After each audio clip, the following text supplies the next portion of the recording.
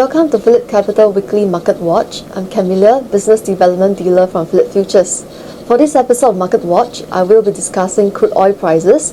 To give you a brief background, for the year 2014 has been a daunting year for crude oil, as we have seen prices falling by more than 50% over a period of 6 months. As seen on the chart, WTI could have fallen sharply from $107 per barrel to about $50 per barrel in a short time span of 6 months due to a supply glut. This phenomenon poses striking resemblance to the oil glut dating back to 1985, as shown on the chart. At that time, the price of crude oil plunged by 67% over a period of 5 months. After the bust, it took about 2 decades for the crude oil prices to rebound back to its pre-bust levels. So the question now is, will it take as long this time? Let's take a look at the times between then and now. In both situations, the oversupply was due to the global economic slowdown, which caused demand to fall and subsequently prices. However, the difference would come when we look at the supply side.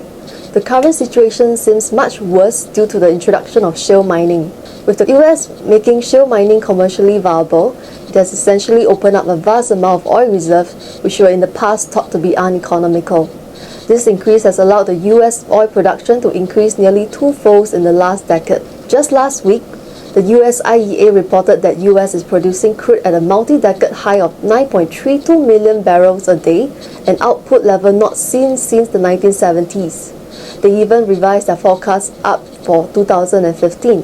This is clearly a bearish sign for crude prices, and the sheer strength of crude production from the US make us doubt the possibility of crude prices ever going back to $100. With the surge in the supply of oil flooding the global energy markets, crude prices are expected to stay range-bound at about $50 per barrel, or even collapse further to about $32 per barrel, the low in year 2008, and we will expect it to rebound again at the end of the year due to winter demand.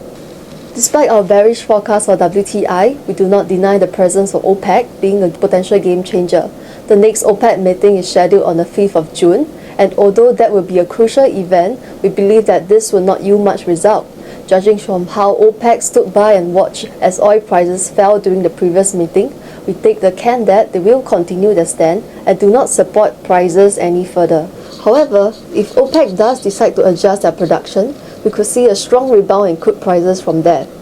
Although this could always be a possibility, we find it more likely that they will remain their stand and thus take the bearish view towards crude oil even in the longer term. With this, we have come to the end of this week's edition of Market Watch. For more information on the risks and returns of investing in the rising and falling of the crude oil market, you may approach any representative from Phillip Futures. Please subscribe to us on Phillip Capital YouTube channel and Facebook, and stay tuned for more Market Watch videos. Thank you.